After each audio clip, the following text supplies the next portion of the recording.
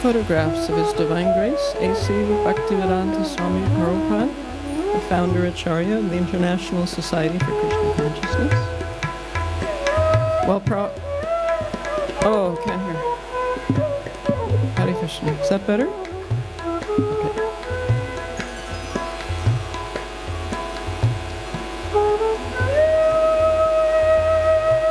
You want it lower? Lower.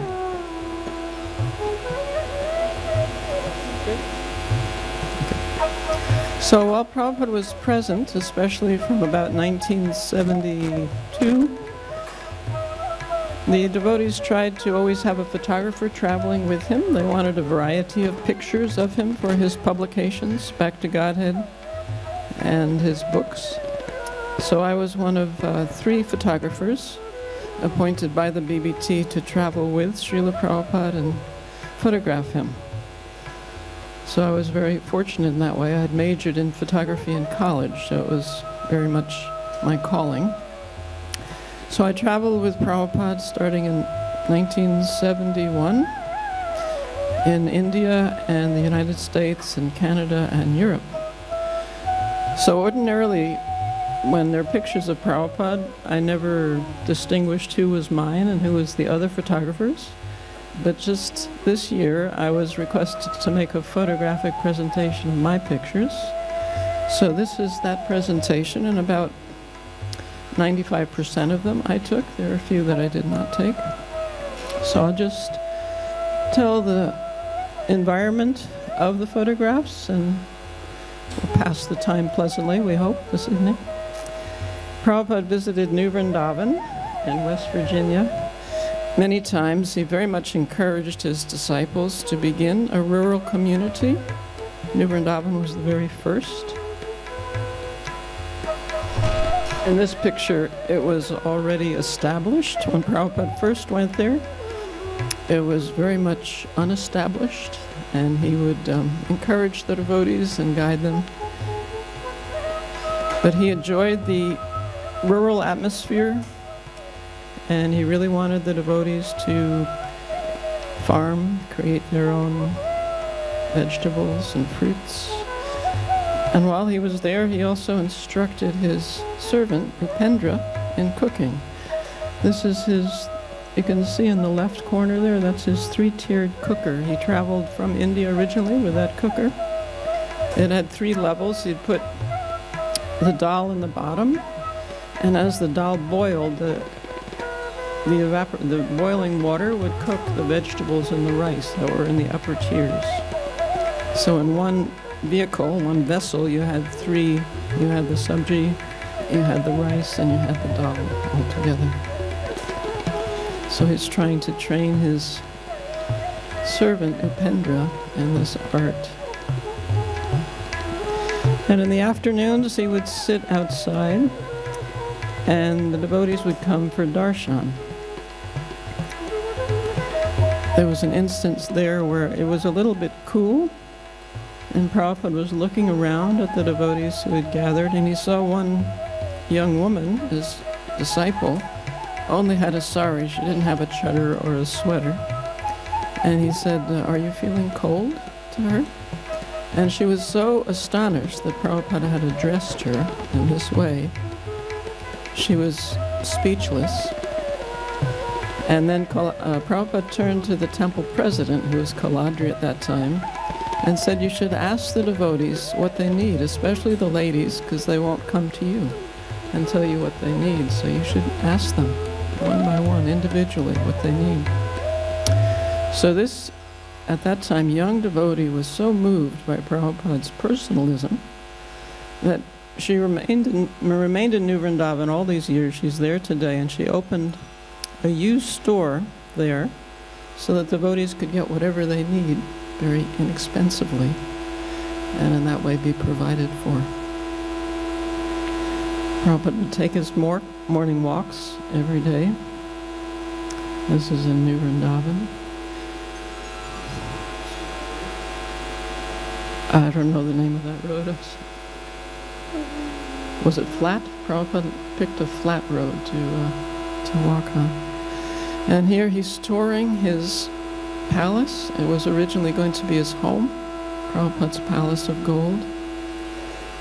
Unfortunately, he left the world before it was complete, so they turned it into a memorial. And he encouraged them very much to protect cows and to get ample milk so the devotees could be very healthy and make all sorts of milk sweets for the pleasure of Krishna.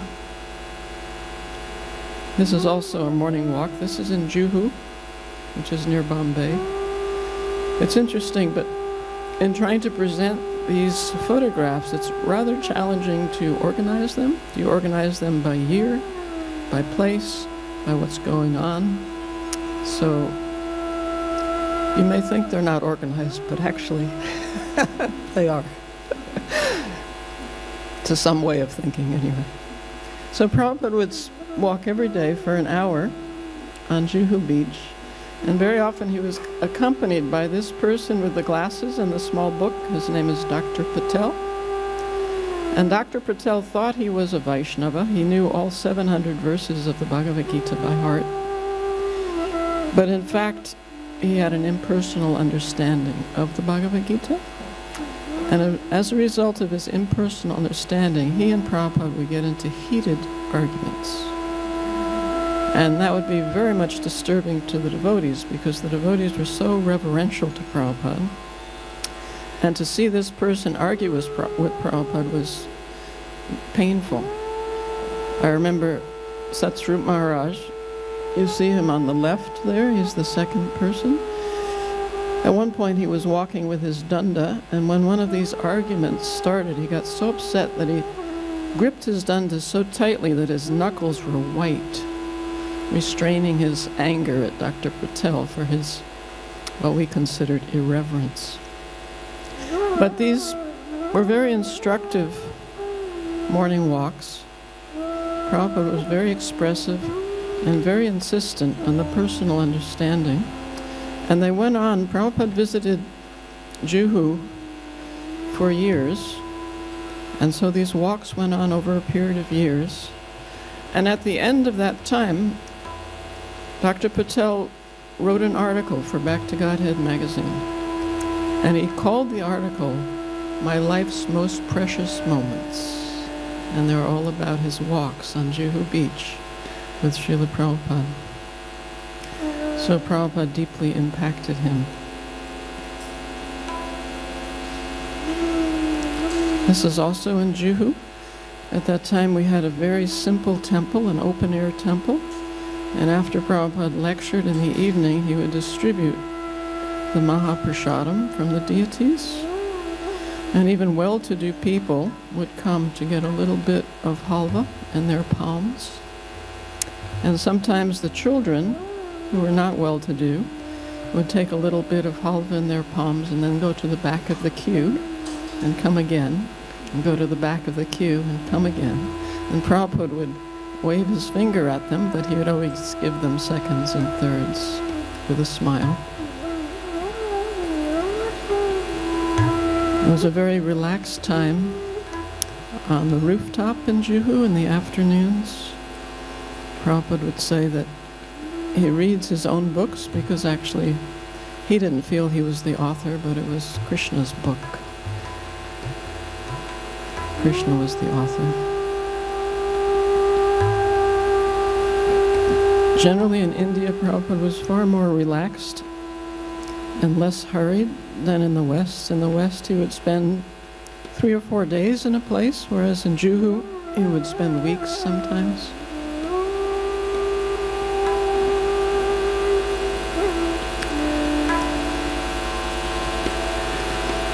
Over in Chicago, Prabhupada is taking darshan of the deities. You can see on the left there, let's see, my husband has a film camera. My husband, Yadubara Prabhu, would film, and so on the left he's there with his heavy Bolex camera filming Prabhupada. After Prabhupada took darshan, he would sit on the Vyasasana, and of course we would offer Guru Puja, and then he would chant Jai Radha Madhava and give class. So Prabhupada actually did not like photographs taken during class. He found it distracting, both the sound of the shutter and also any movement on the part of the photographer. So mostly we took photographs during the kirtans, Jairada Madhava, and we tried to sit and listen during the class. But during the kirtan, we would run all over the place to try to find a good angle to show what was happening, try to capture the excitement of the moment. This is one of the few pictures taken during the class.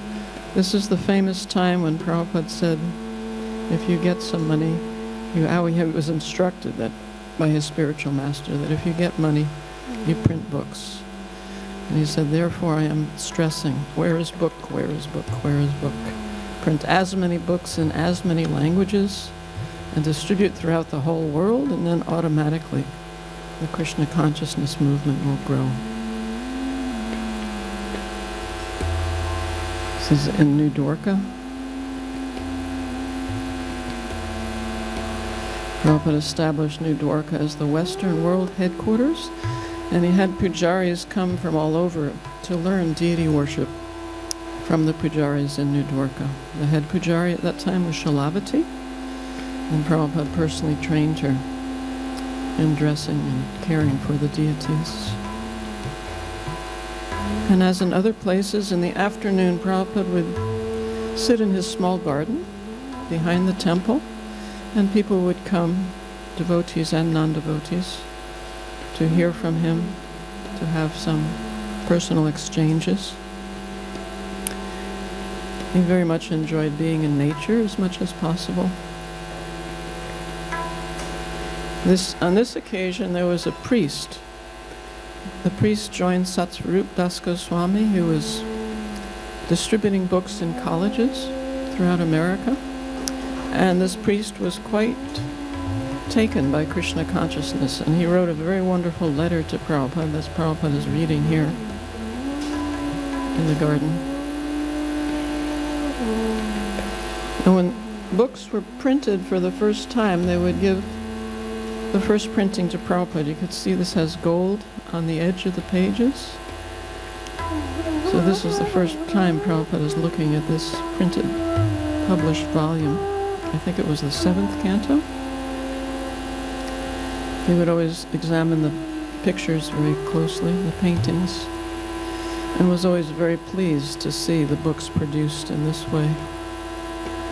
This is in his rooms in Los Angeles. We went there to film, my husband and I. Prabhupada was chanting japa in his rooms. Very relaxed time, quiet time with him.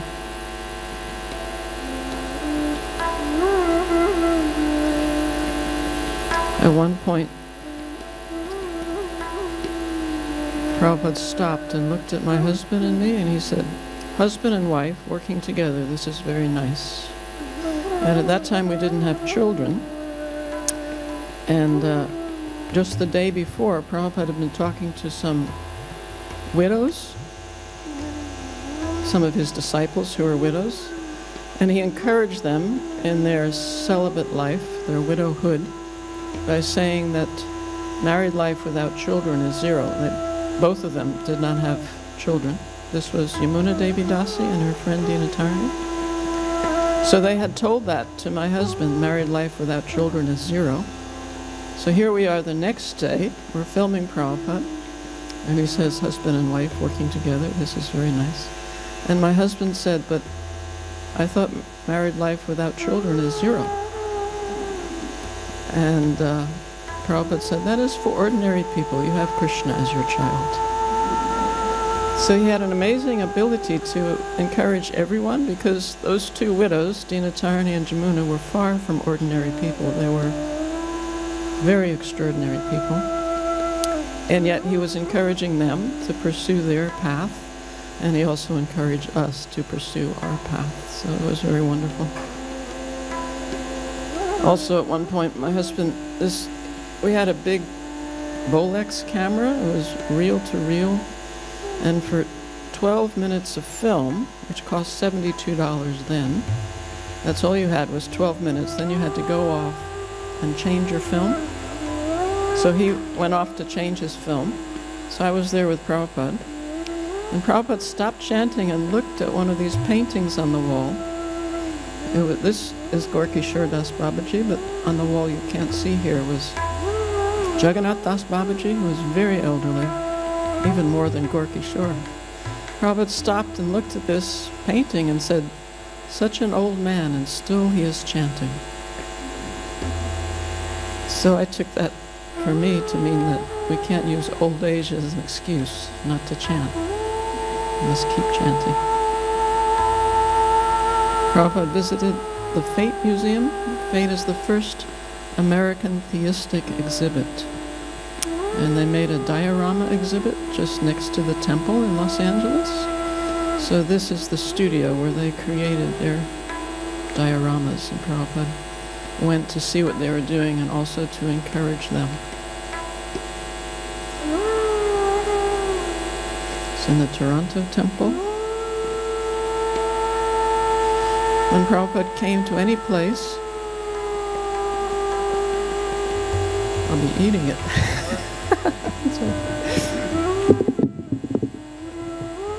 Hare Krishna. Is that better? When Prabhupada went to any temple, devotees would come from all over the place to see him. They would come from hundreds and hundreds of miles around. I think it's okay now. Is it okay? Yeah, it's okay now. Yeah. And what we did was, after the morning walk, we tried to organize it with one of the temple authorities, that when we returned from the walk, all the devotees would be outside the temple, along with Prabhupada's Vyasa sign, and he would sit on his Vyasa sign for one of these group photographs with the temple and all the devotees. So we did many of these in different places. It was a bit of an organizational feat, but the devotees were very enthusiastic to do this, and Prabhupada was very tolerant. He would wait and just chant japa until everything was ready. He encouraged the devotees also to get this huge stone former church in Toronto, which they still have today. And this is the Channel 4, this for those who have seen the Hare Krishna film. This is the interview on that film. It's a very wonderful interview where the interviewer says, "Don't you see some contradiction between the Bible and the Quran and the Bhagavad Gita?"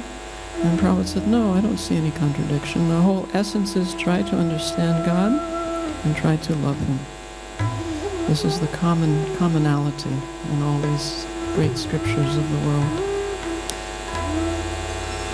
Here he's meeting with the Archbishop in Paris, Danilo. This is also filmed, on film. And they had a discussion, and Prabhupada, as he regularly did with priests, he would keep bringing it back. Christ says, the commandment says, "Thou shalt not kill."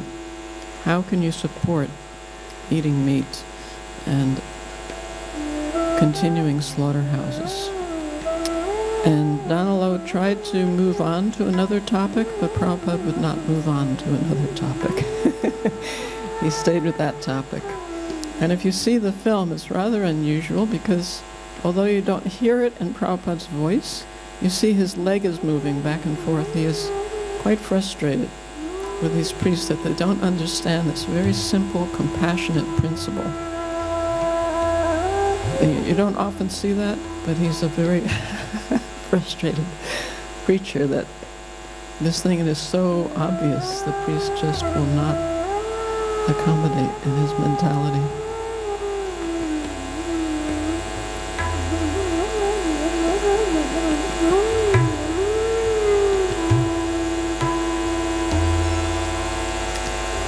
This is in Berkeley. Prabhupada's meeting Yogi Bhajan. Has anyone heard of Yogi Bhajan? Yeah. He has a line of teas, yogi teas. And Yogi Bhajan invited Prabhupada to come to a world conference of religions. And Prabhupada was asking him at that time, will these world people that come, these international group of religious persons, do they accept God as the Supreme Personality of Godhead? And some of them were Buddhists, and some of them were nebulous in their understanding. So Yogi Bhajan could not assure him that at this World Conference of Religion, God would be accepted as the Supreme Person. And Prabhupada said, you cannot have peace, you cannot have success in such a conference unless everyone agrees that God is the Supreme Personality of Godhead.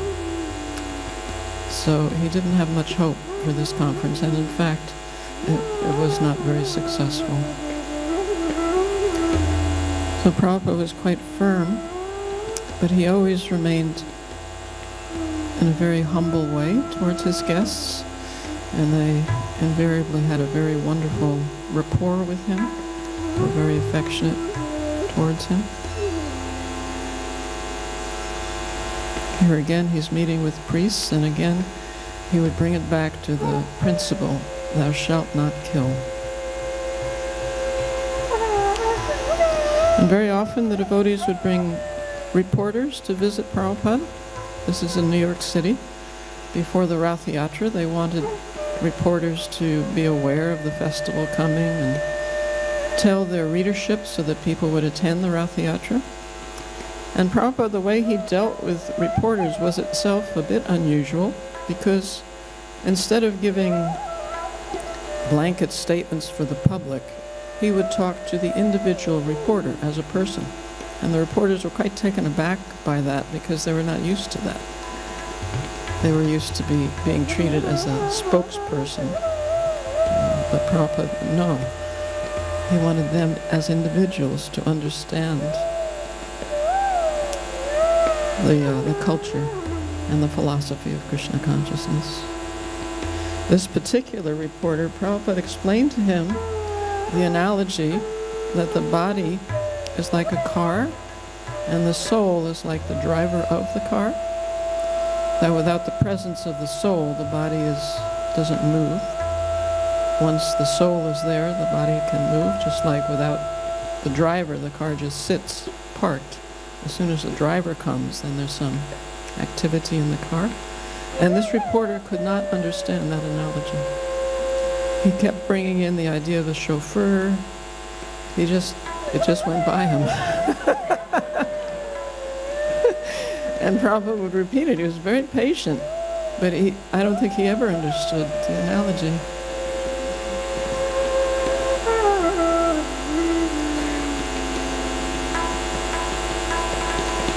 This is Rath Yatra in Philadelphia.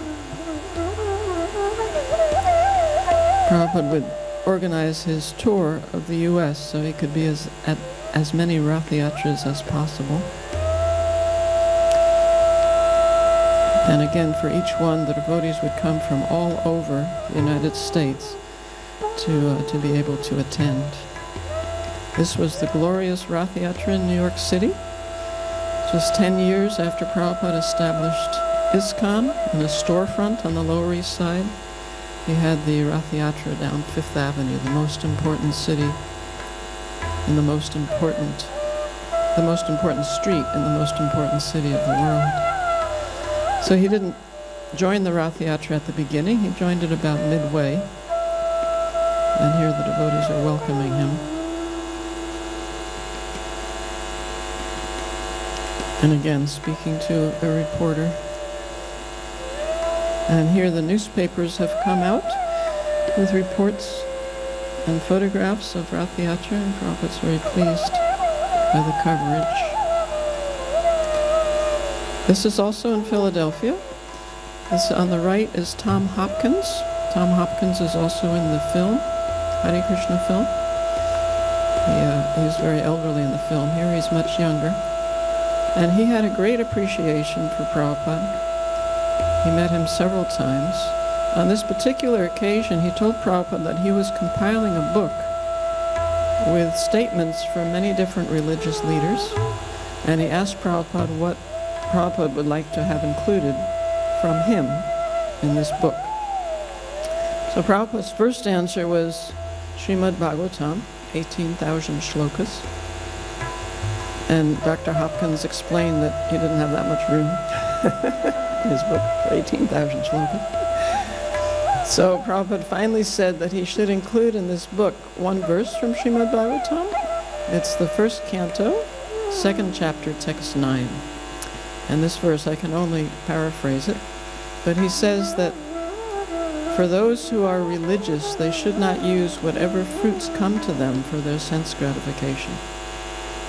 And Prabhupada felt that for this particular book, this message was very important because the tendency is that when people, even in religious institutions, get some kind of opulence or prestige, they may use it for themselves rather than use it for the glorification of God. And so this shloka is warning against that. This is on the top of the roof of the building in Manhattan, 55th Street. At this time, one of Prabhupada's disciples asked Prabhupada what his plans are for the future. And Prabhupada quoted Chanaka Pandit saying that if you tell people your plans for the future, they may not fructify. So he would keep those plans to himself at this point.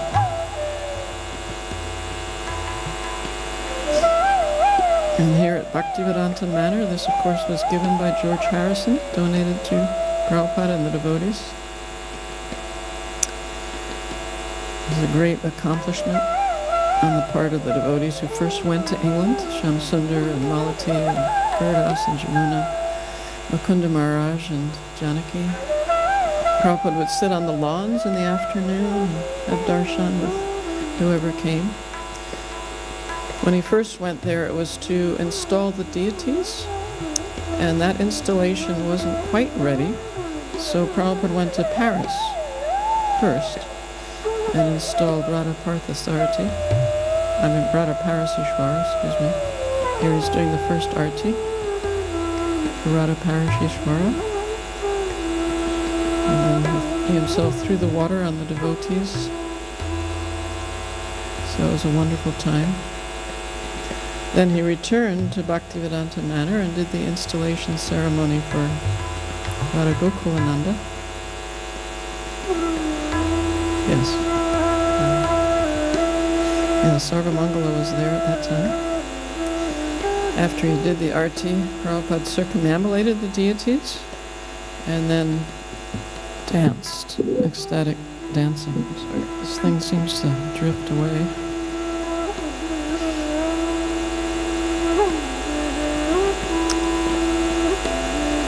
And of course saying the Jayom prayers here. It's nice that Prabhupada himself is riveted on Radha Gokulananda while he's saying those wonderful prayers. And here the early days in Mayapur, the very first building that went up. Prabhupada would take his morning walks along these narrow paths through the rice paddies. You can see the building is still under construction. And on those walks, sometimes he would wind up at the Ganges. And rather than bathe, he would just take 3 drops and place them on his head. And he said that was equivalent to bathing. 3 drops on the head was the equivalent of bathing. So of course we all did that too. And then when he returned, when he was going back to the property from the Ganges, he still has some plants growing there. And he asked the Mayapur gardener, his name was Kanva, what are these plants? And Kanva said, oh, they're just weeds, Prabhupada. And Prabhupada said, no, actually they have a purpose, you just simply don't know what they are. So there's nothing that's useless in Krishna's creation.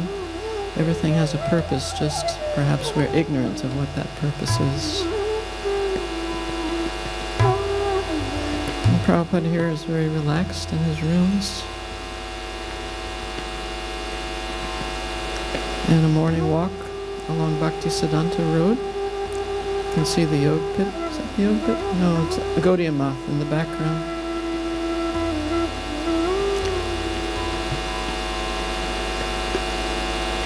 It's on the right is Sridhar. Prabhupada's disciple Sridhar has passed away. To the left of Prabhupada is Jayapataka Swami. Just to the right is Rupanuga.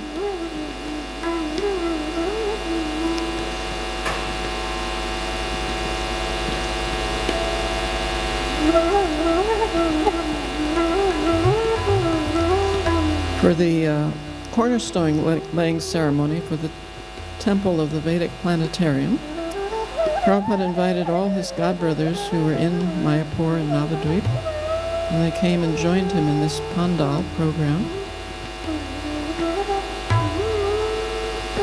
which was quite an accomplishment because many of his godbrothers were not supportive of his efforts when he first went to America. At first he asked for help from them, and none of them came forward to help him. And then also they would complain that he used the word Prabhupada, because that word was used by their spiritual master, Srila Bhaktisiddhanta Saraswati Prabhupada. And so they had many complaints that Prabhupada addressed, and they finally did become supportive. This is one of them, B.V. Puri Maharaj.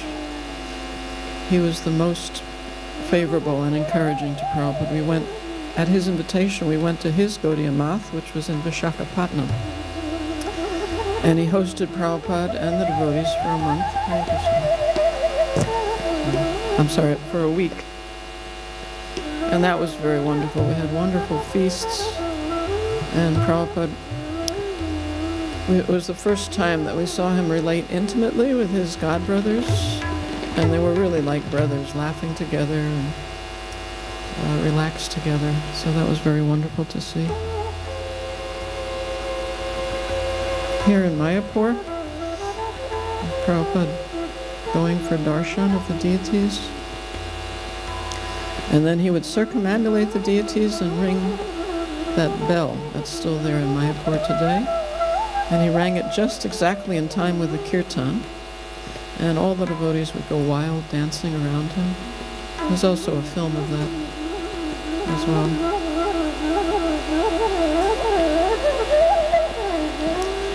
We were in Washington, D.C., which is near Baltimore, and Prabhupada saw a picture, a photograph of the deities, the Gaur Nitai deities in Baltimore, and so he arranged to go and take personal darshan of the deities in Baltimore from Washington, D.C., which is what he's doing here. In this way, he was so encouraging to the devotees in Baltimore, especially the pujari who invited him. And here also, darshan in New York City, Sri Sri Radha Govinda, who were there today in Brooklyn, residing. These deities were originally worshipped in Jaipur, when we had a pandal program in Jaipur, and then they were shipped to New York City, where they've been residing ever since.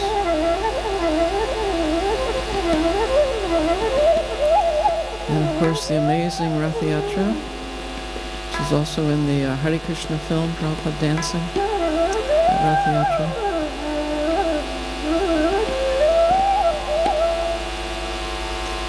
In 1972, Prabhupada went from Juhu to Vrindavan, and he stayed in Vrindavan for the month of Kartik. Sorry, this is drifting away. Yeah. Is it okay? Is it loud enough? So yeah, for a month he stayed in Vrindavan.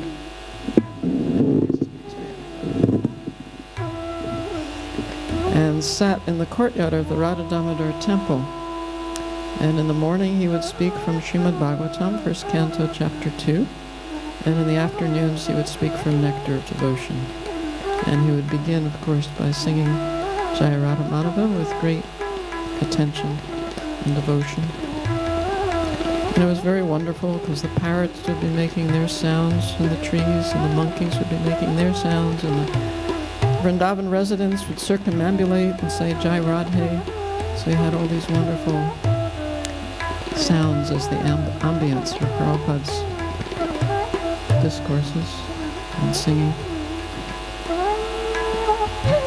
And at that time some devotees thought, well, maybe he'll tell us some intimate pastimes of Radha and Krishna that we haven't heard before. But Prabhupada very much stuck to the basics. He really wanted us to be firmly grounded in the basics of the philosophy and not drift away into areas that we were not qualified to go.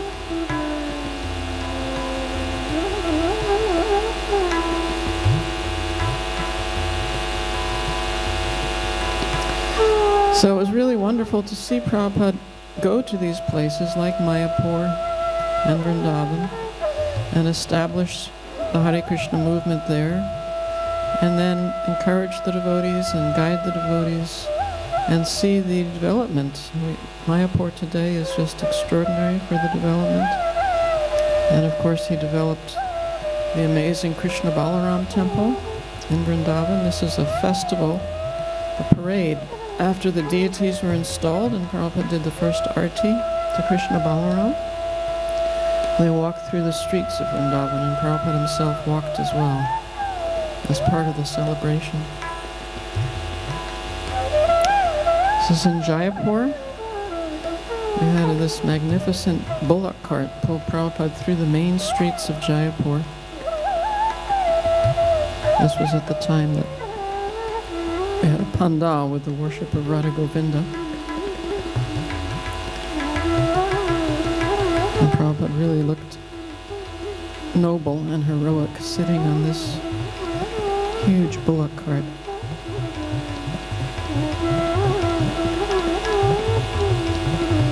And Jaipur itself is such a historic city, it was a suitable backdrop for Prabhupada. In a pandal in India.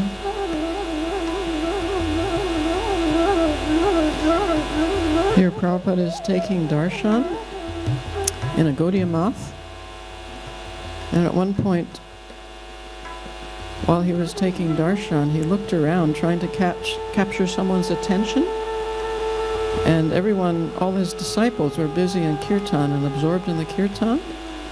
So I noticed that Prabhupada wanted something, so I went over to him, and he said into my ear, because the kirtan was so loud, "Do you have any rupees?" And I said, "No, but I'll get some. How much do you want?" And he thought for a moment, and he said 20 rupees. So I went over to a sannyasi and told him, "Prabhupada wants 20 rupees." And he opened his money belt, which was stuffed with rupees, and he pulled out a 20, and I gave it to Prabhupada, and he folded it in his hands, the rupee note, and when the arti ended, he put it in the donation box for the deities. So in that way, he was observing that of giving something to the deities as an offering at the time of darshan.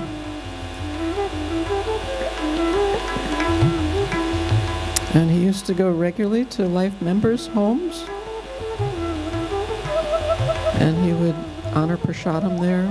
Very often he would have us bring small deities there, so we would also offer whatever they cooked to the deities, so it was prasadam.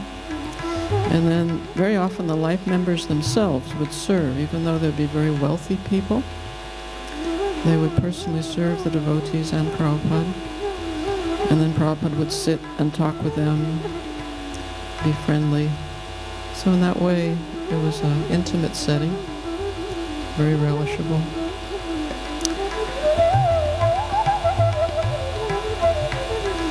This is in Denver. Prabhupada had a wonderful sense of humor, and he could turn a phrase in such a way with the timing and the wording that all the devotees would be laughing.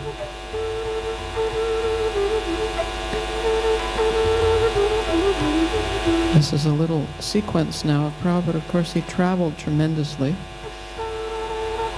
different vehicles. He was quite conscious of the time at all times. And at that time, the airports are not like what they are now, but the devotees could go all the way up to the gate.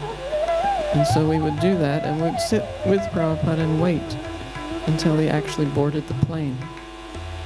And at that time also it was very friendly and intimate. The devotees could ask questions and enjoy Prabhupada's presence, experience his humor. And of course, the book distributors, they were very active in the airports, and they would be active also while Prabhupada was coming or going. So on one occasion, a young man or a middle-aged man bought a book, and the devotee said, "Well, would you like to meet the author?" And the man said, "Okay." And so he sat down next to Prabhupada, the author of the book, and they had a conversation.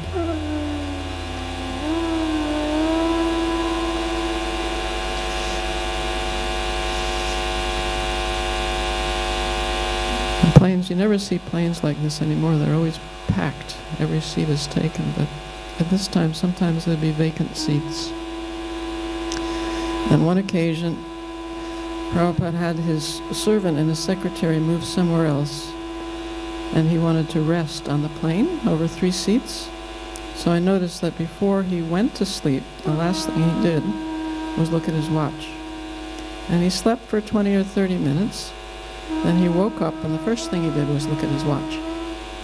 He was very conscious of time, and he didn't want to waste time unnecessarily with unnecessary sleep. And when he arrived, devotees again would come from everywhere. It was an extraordinary time. The airports had never experienced anything quite like it, with flower petals everywhere and people running around with ghee lamps and incense and garlands. The devotees took over. The passengers would be against the walls watching what was going on. And also the devotees would invite reporters and camera people to come to the airport for Prabhupada's arrival. Sometimes there'd be interviews at the airport. It was at the airport that the famous interview happened that's in the Hare Krishna film. That what would happen if everyone was a Hare Krishna? They would be very happy and peaceful. There would be no more hippies. So what is a hippie? You know better than I do. It was something extraordinary that happened at the airport.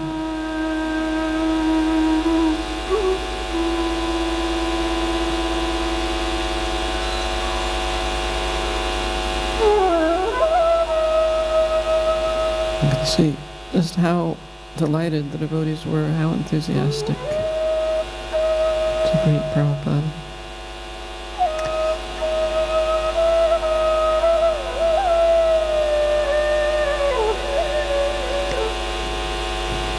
And when he arrived in the temple, he would get settled, and very often he would take a tour of the temple, especially if he had not been there before.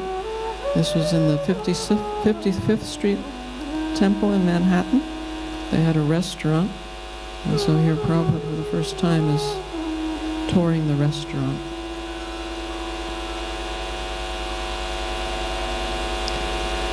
So it's 8:15 now. We have about 15 minutes. Perhaps there's some discussion. We can continue this tomorrow. We have a bunch more we can show tomorrow. We have some discussion, or we can show the trailers from the film for those who haven't seen them recently, as in the last 24 hours.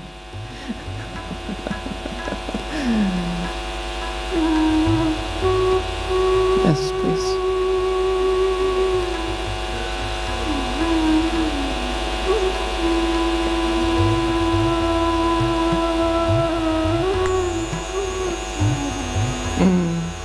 Yeah, I would run ahead and then walk backwards in front, yeah. My husband did that too. It's a little risky, but worth it. Yeah. I don't think I tripped. No, I don't think either one of us tripped that I remember. Huh? Oh, he tripped. Oh my goodness. Yeah. Oh my word. Goodness gracious. I did have an instance once. I was in New Mayapur, which is in France, and I was offering my obeisances to Prabhupada, and the devotees were dancing, and they were going backwards, and one of them tripped over me, as in I was in his way, and he just was on one side of me and tripped and was on the other side. But fortunately I was in that kind of a position where you don't get hurt, otherwise he was a 200-pound devotee. Yeah. Can be risky going backwards.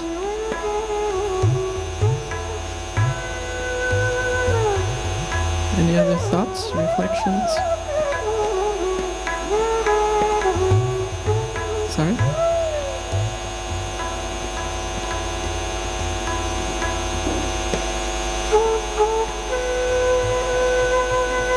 Huh?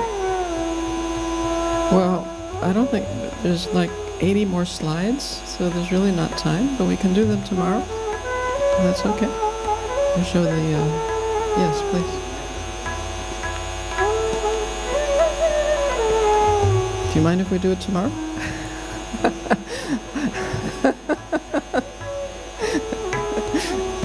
Yes, please.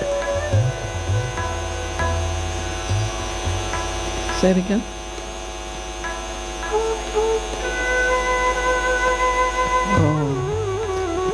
I really couldn't speak for him. I mean, I'm sure he'd be happy there's so many devotees around the world following his instructions and keeping the Krishna consciousness movement going. But yeah, that would be very speculative of me to say what he would say. That was one thing that when you asked Prabhupada a question, you could be completely certain that the answer would be 100% Krishna conscious, but what it would be impossible to know. I had the experience, I was walking in Vrindavan on a morning walk. In this particular walk, Prabhupada, when he came out of his room, he looked at the moon and he said, "Oh, tomorrow is Ekadasi," from the shape of the moon. And he said, you should be able to see the shape of the moon and know when Ekadasi is, which I tried to do. It's very difficult because it's very subtle, the differences, you know, from day to day. So that started off the conversation about the moon on this particular walk. And he was saying that within the moon there's ice, and the ice is covered by fire. Oh, within the moon there's fire which is covered by ice, I'm sorry. So this light comes through the ice, which is why the rays of the moon are cooling. Like that. So he was saying in this way, and so usually I didn't say anything, I just focused on photographing. But on this particular day, I said to him, I read in Bhagavad Gita that the light of the moon nourishes vegetables, so how is that? And so Prabhupada stopped walking and looked right at me, which was terrifying because he looked past all the various layers that we tend to have, that I certainly had, and actually saw you as a spiritual being. It was a very deep gaze. And all the devotees, there are, 20 devotees around him, they all stopped and they were all focused on him and me. And he said to me, after I asked, how is that the moon nourishes vegetables? He said, why don't you ask him? So why don't I ask the moon how it is that he nourishes vegetables? So, I mean, that was the last thing. I would expected something like photosynthesis, the sunlight lands on the leaf and this happens and that happens. But yeah, I mean, but it's very personal. There is a presiding deity of the moon who has certain capabilities. And so yeah, it's another realm that Prabhupada was repeatedly introducing us to. And so what he said was so unexpected and so broadening for our vision, for our understanding.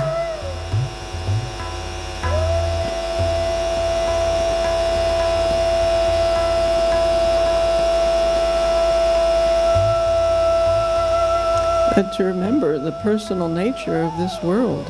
We tend to see it impersonally, but it's very, very personal. And, we can have a relationship with it in a personal way. Yeah. Yes, please.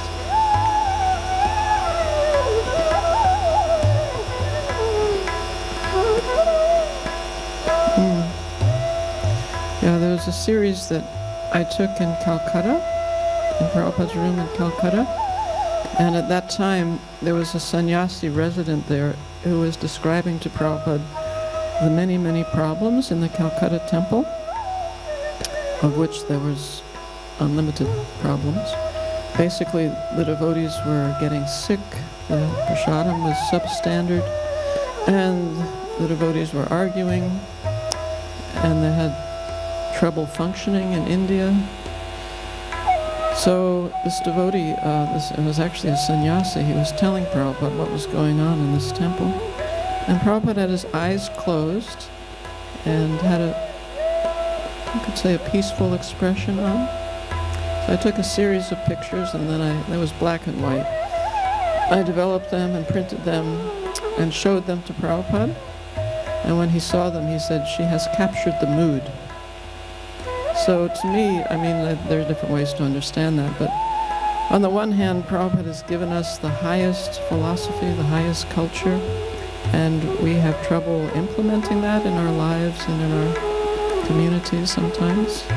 And so he would remain on that platform and constantly offer us this culture and this philosophy, and hoping that we could come to apply it in our lives, personally and collectively. And he maintained that position consistently.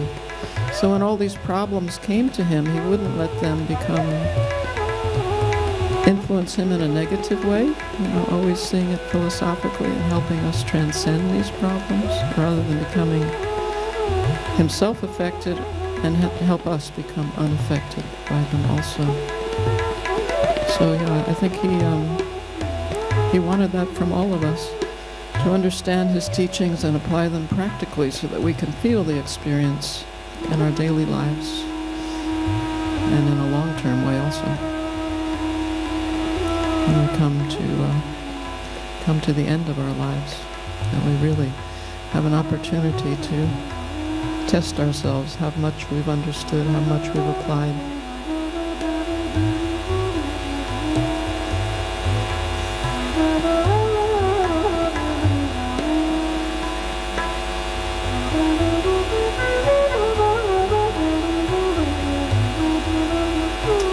Prabhupada's intent?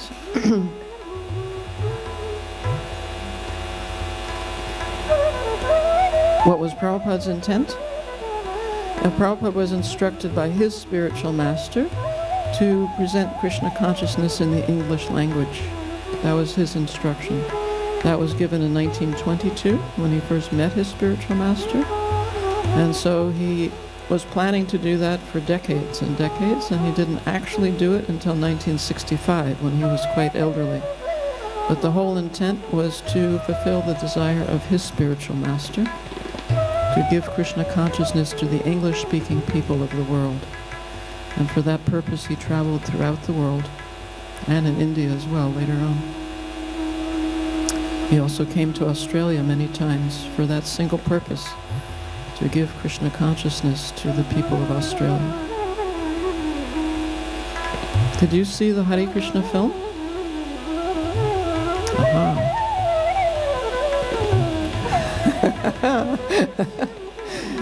I think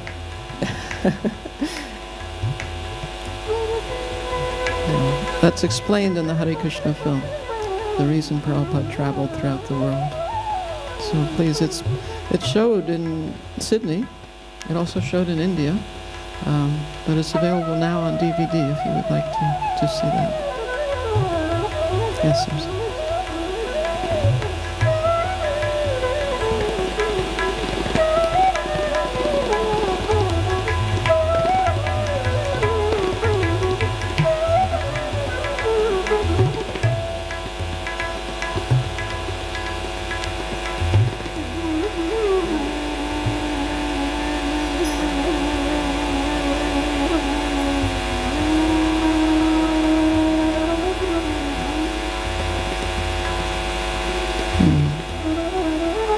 In the early days in India, we used black and white, and then we did develop it ourselves.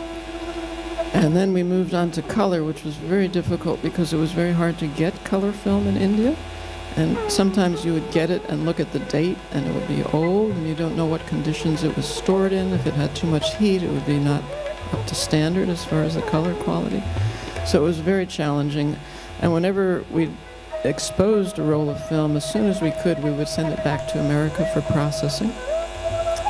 Sometimes we processed in India, but that also was not up to standard. The chemicals would be old, or they'd be too hot, or this or that. So we preferred to send it to America whenever possible. But yeah, there's some types of film like Ektachrome. When it's old, everything turns blue. It's really disappointing. Other types like Kodachrome, I don't know if these words mean anything at this time, but Kodachrome maintain the color much better. But now it's all stored in humidity controlled, temperature controlled conditions in North Carolina at the Bhaktivedanta Archives. And whenever they could, they restored it to its original quality. But it was definitely challenging, especially in the heat in India. It's very difficult.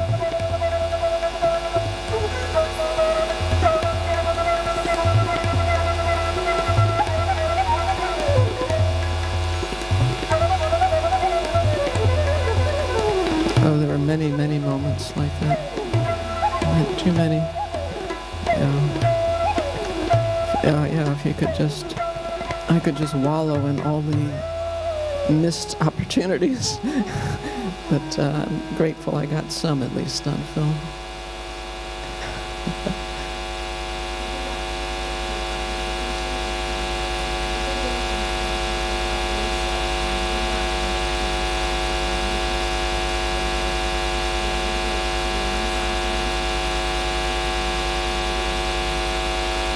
I couldn't hear the beginning of what you said, Keith.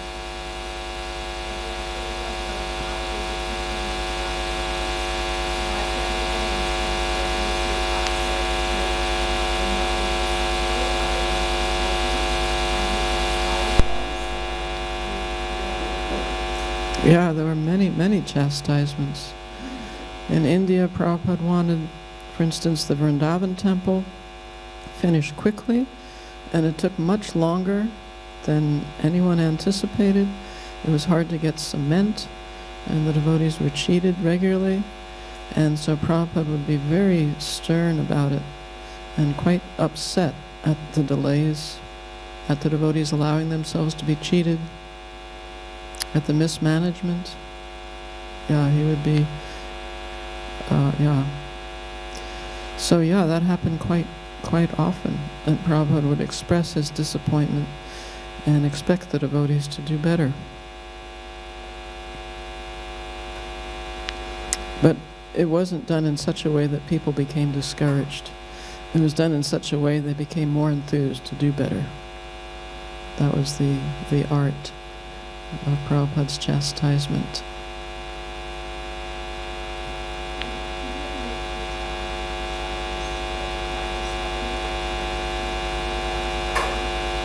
Yeah, these, sometimes the men who surrounded Prabhupada felt that I was invading Prabhupada's privacy, or as a woman I shouldn't be there, and sometimes I was stopped. There's that time in San Francisco with the, Prabhupada was on the stage, and I was told I couldn't go on the stage because I was a woman. So at that time I went to the back of the field, very depressed. You know, the first lesson is we're not our bodies. I'm supposed to be doing this service. They're stopping me from doing this service because of my body. What kind of thing is this? I became yeah, overwhelmed with discouragement and depression and negativity.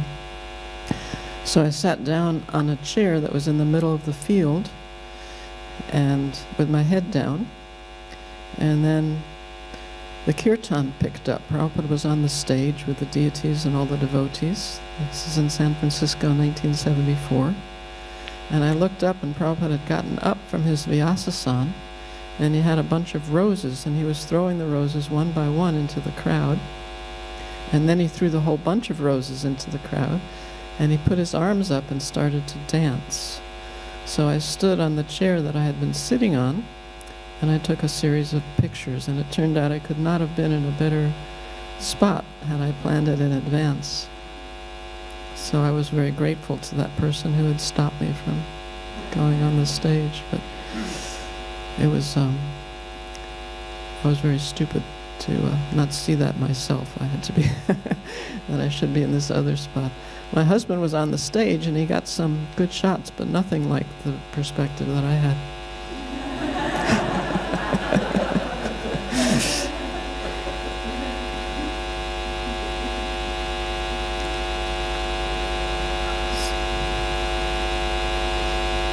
So we do have some books and DVDs available for anyone that's interested, and we can finish up tomorrow.